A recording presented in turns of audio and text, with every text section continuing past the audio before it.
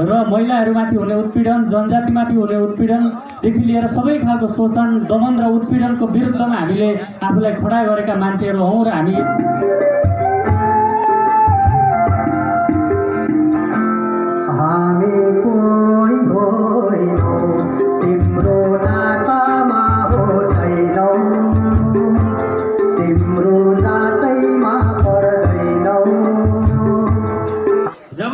चुनाव जिते त्यसपछि उनीहरू बन्दुक लिएर आए। उजाडेर मौलिकता प्रकृतिको घटाएर आयो पृथ्वीको मान्छेको जीवन छोटै रहेछ।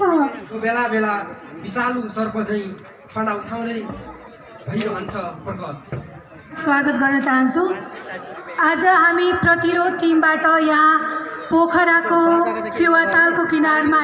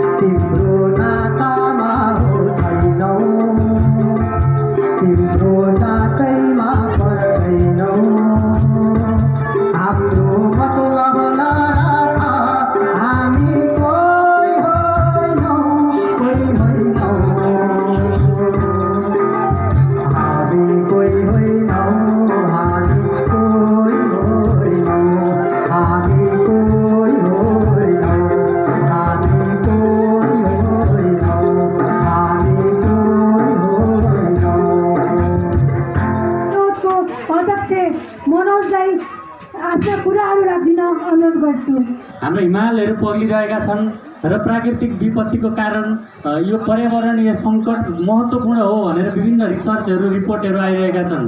प्रकृतिमाथि लुट मचिरहेको छ, डोजरहरू चलिरहेका छन्। स्थानीय जनप्रतिनिधिहरू हाम्रो मतबाट गएका प्रतिनिधिहरूले डोजर किनेर दोहन गर्नपट्टि लागिरहेका छन्, बालुवा उत्खनन गरिरहेका छन्, सूर्य उत्खनन गरिरहेका छन्, माझीहरूलाई उनीहरूको बस्तीबाट लखेटिरहेका छन्, जनताहरूलाई उनको बस्तीबाट लखेटिरहेका छन्, सेती दोहन गरिरहेका छन्। यसरी प्रकृतिमाथिको अनवरत चलिरहेको लुटको विपक्षमा हामीले आफूलाई उभ्याएका हौँ र प्रकृति बाँचे मात्रै मान्छे बाँच्छ भन्ने हामीलाई लाग्छ। त्यसैले हामीले प्रकृतिको रक्षाको निम्ति, प्रकृति जोगाउनको निम्ति एउटा अभियान र सञ्चालन गरिरहेका छौँ। प्रतिरोध प्रकृति जोगाउने मात्र विषयमा सम्बन्धित यद्यपि छैन, हामी विभिन्न खालका उत्पीडन र शोषणको विरुद्धमा उभिएका मान्छेहरू हौँ। भर्खरै मात्रै भीमबहादुर विश्वकर्माको जो हत्या भएको छ, हामीले यसको पनि आज विरोध गरिरहेका छौँ र महिलाहरूमाथि हुने उत्पीडन, जनजातिमाथि हुने उत्पीडनदेखि लिएर सबै खालको शोषण, दमन र उत्पीडनको विरुद्धमा हामीले आफूलाई खडा गरेका मान्छेहरू हौँ र हामी यही अभियान लिएर हिँडिरहेका छौँ प्रतिरोधको ब्यानरमा।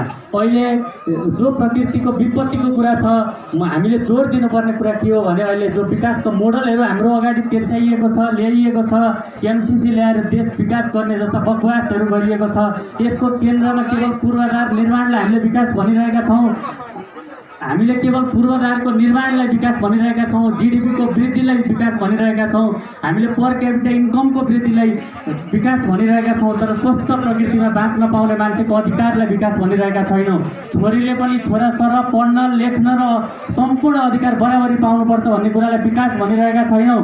बराबरी रूपले चाहिँ असमानता को अन्त्य हुनुपर्छ र सबै खालको उत्पीडनहरूको अन्त्य हुनुपर्छ भन्ने कुरालाई विकास भनिरहेका छैनौँ। केवल प्रकृतिलाई मासेर प्रकृतिको चिहान खडा गरिएको यो विकासको मोडलको हामी विपक्षमा छौँ, विरुद्धमा छौँ। यही कुराको हामीले यहाँ घोषणा गर्न लागिरहेका हौँ। त्यस्तै यो प्रतिरोध समूह के हो भन्ने यहाँहरूको जिज्ञासाको विषयमा हामी सबै खालको उत्पीडनको, सबै खालको शोषणको विरोध गर्छौँ र हामी समग्र रूपमा यो व्यवस्थालाई इन्कार गर्छौँ, अस्वीकार गर्छौँ। किनभने यो व्यवस्थाले 60 लाख नेपाली युवाहरूलाई विदेशमा पठाएको छ, पैठारी गरेको छ र तिनीहरूको रगत र पसिनाबाट आफ्नो धन्दा र लुट चलाइरहेको छ भन्ने हाम्रो निष्कर्ष हो। यो व्यवस्थाले खोकनामा गएर खोकनाको प्राचीन बस्तीलाई मासिरहेको छ, खुवालोङलाई फुटाइरहेको छ, माझीहरूको बस्तीलाई मासिरहेको छ र हाम्रा मौलिक खालका तौर तरिकाहरूलाई, मौलिक खालका अभ्यासहरूलाई र जनजातिका आदिवासीका अभ्यासहरूलाई कमजोर बनाइरहेको छ र त्यो माथि हमला गरिरहेको छ। त्यस कारणले गर्दा हामी यो व्यवस्थालाई यसको विपक्षमा, यसको विरुद्धमा उभिएका छौँ र हामीले योसँग सशक्त ढङ्गले प्रतिकार गर्छौँ भनेर भनिरहेका छौँ। महिलाहरू हिंसामा छन्, यौन हिंसा छ, कार्यक्षेत्रमा भएको हिंसा छ, नागरिकतामा असमानता छ र पुरुष बराबर आफ्नो हैसियत प्राप्त गर्न सकिरहेका छैनन् र हरेक क्षेत्र महिलाहरूको निम्ति असाध्यै कठिन र कष्टकर बनिरहेको छ।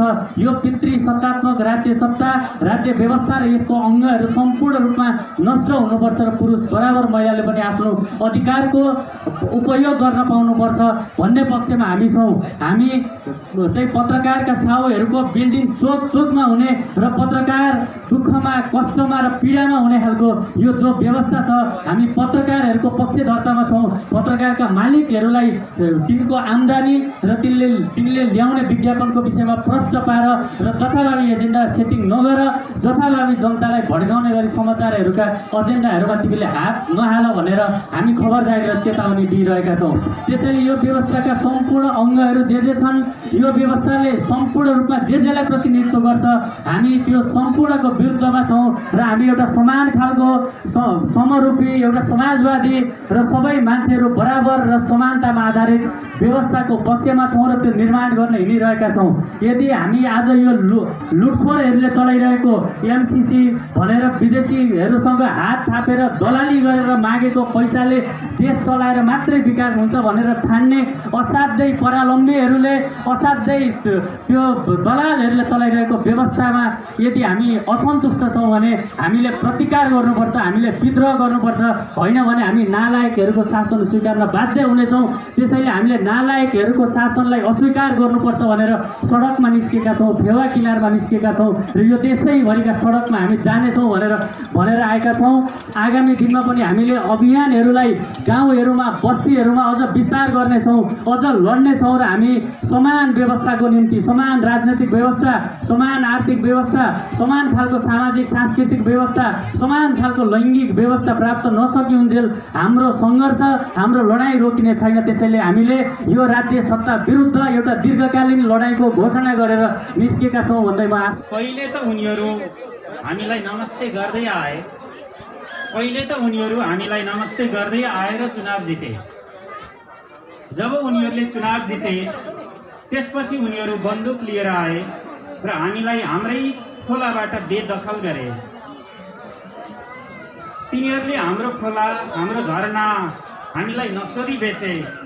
कपटीहरूले हाम्रो ताल हाम्रो होइन भने, जालीहरूले हाम्रो वन हाम्रो होइन भने। जब उनीहरूले चुनाव जिते हाम्रो खोला हाम्रो रहेन, हाम्रो झरना हाम्रो रहेन, हाम्रो ताल हाम्रो वन हाम्रो रहेन। नाफाखोरहरूले हाम्रो आहारा खसे र हाम्रो भोकमाथि कर लगाए। झेलीहरूले हाम्रो खेल मैदान खसे र खेलमाथि कर लगाए। धूर्तहरू नमस्ते गर्दै आए, चुनाव जिते र हामीबाट हामीलाई नै बेदखल गरेर गए। धूर्तहरू नमस्ते गर्दै आए, चुनाव जिते र हामीबाट हामीलाई नै बेदखल गरेर गए। धन्यवाद। छेकिन्छ बाटो नदीको, रोकिन्छ पृथ्वीको छातीमा प्रवाह रगतको। तालतलैया त पृथ्वीका गहिरा नीला आँखाहरू हुन्। तिनको ढिर भत्काएर जब बनाइन्छन् बिल्डिङ वा तारे होटलहरू, अन्नुले जस्तै दुखाउँछ आँखो पृथ्वीको। हतपति बोल्न थाल्छ मन पनि मान्छेको। ढालिन्छन् माथि माथि उक्लिँदै गइरहेका रुखहरू पहाडको। काटिन्छन् कोचहरूमा झरेर मूल फुटाइरहेका रुखहरू चिरेको। ढालिन्छन् अथवा फुडारिन्छन् हजारौँ वर्षदेखि पशु पक्षीलाई आश्रय दिइरहेका रुखहरू सार्कोसे झाडीको। तिनको विनाश गरेर जब खोलिन्छन् विषादी उत्पादन गर्ने कारखानाहरू, क्यान्सरले जस्तै दुखाउँछ ज्यान पृथ्वीको। भतभते पोल्छ मन पनि मान्छेको। उजाडेर मौलिकता पृथ्वीको, घटाएर आयो पृथ्वीको। उजाडेर मौलिकता प्रकृतिको, घटाएर आयो पृथ्वीको। मान्छेको जीवन छोटै रहेछ। प्रकृति द्वेषी मानवता द्वेषी राज्य व्यवस्था ल्याएर जसले सुनामी विनाशको छिया पारिरहेछ छाती पृथ्वीको। भतभते पोलिरहेछ मन पनि मान्छेको। दोहन गरेर प्रकृतिको, भत्काएर संरचना पृथ्वीको। दोहन गरेर प्रकृतिको, भत्काएर संरचना पृथ्वीको। पुँजीवादी आफ्नै मृत्यु किनिरहेको छ। पुँजीवादी मुनाफाखोर मान्छे आफ्नै मृत्यु किनिरहेको छ। मुनाफाखोर पुँजीवादी मान्छे। धन्यवाद। कहीँ भेटिन सक्छ विभेदी मानसिकता बोकेको भ्रान्ति टाउको। कहीँ भेटिन सक्छ विभेदी मानसिकता बोकेको भ्रान्ति टाउको। हुन सक्छ त्यो टाउको पाठशालाका जीवन सिकाउने शब्दहरूमा, समानता अर्थ्याउने समाचार कक्षहरूमा, वा हुन सक्छ त्यो तिमीलाई सत्य ढोकाइरहेको पाठशालामा पनि। जो बेला बेला विषालु सर्प झैँ फन्डा उठाउँदै भइरहन्छ प्रकट। तिमीले हात मिलाइरहेको वा अङ्गालो मारिरहेकै साथीको पनि के थाहा अर्कैतिर फर्किएको पो छ कि सोचको लय भित्रै रचिरहेको पो छ कि कुनै अर्को चक्रव्यूह। उहिल्यै भेटिसक्यो मन्दिरमा, भान्साघरमा, पँधेरा मूलहरूमा। उहिल्यै त हो भेटिएको सत्ताको घुम्ने मेचमा, कुर्सीमाथि पनि। सरकारी अड्डाहरूतिर जहाँ सधैँ दोहोरिरहन्छ एउटै अनुहार एउटै विचार। सदैवदेखि चलिरहेकै छ त यही क्रम उपक्रम। तर यी सब खतराका सङ्केत होइनन्, यो समयका लागि राख्दछौ सबैलाई तिमी नै सुधार्ने ल्याकत। किनकि तिम्रो समयमा तिमी भन्दा हुन सक्दैन अर्को कुनै परिवर्तनको बलियो सम्वाहक। तर सधैँ शङ्का हुनुपर्छ आफूमाथि पनि। तिम्रो आफ्नै टाउकोमा पनि हुन सक्छ त्यस्तो विभेदी मानसिकता। सबैभन्दा खतरा त्यहाँबाट छ जब तिमीले देख्दैछौ आफ्नै छोरा र छोरीबीच फरक अस्तित्व। आफ्नै सहकर्मीमा जात अनुसारकै फरक हैसियत। धर्म बीचको विशाल खाडल लागि पर्छौ समता विरुद्ध र उभिन्छौ पुरातन समाजको अन्ध समीकरणमा। सुरु हुन्छ त्यहीँबाट समस्याको अर्को नयाँ श्रृङ्खला। जब तिमी नै हुन्छ भ्रान्ति बोकेको टाउको।